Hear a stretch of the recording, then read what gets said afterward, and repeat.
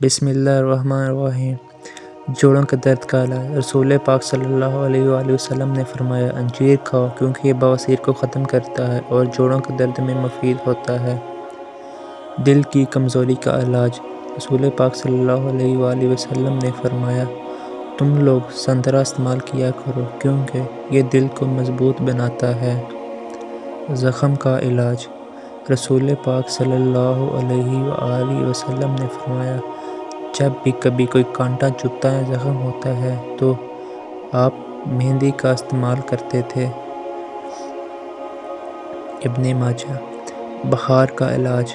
رسول پاک صلی اللہ علیہ وآلہ وسلم نے فرمایا، تم میں سے کسی کو جب بخار آئے تو سحری کے وقت ٹھنڈا پانی اس کے بدن پر 3 رات تک چھڑکا جائے۔ مستدرک۔ معدے کی صفائی۔ رسول پاک صلی اللہ علیہ وآلہ وسلم نے فرمایا، انار کو اس کے اندرونی چھلکے سمیت کھاؤ کیونکہ یہ معدے کی صفائی کرتا ہے۔ مسند احمد۔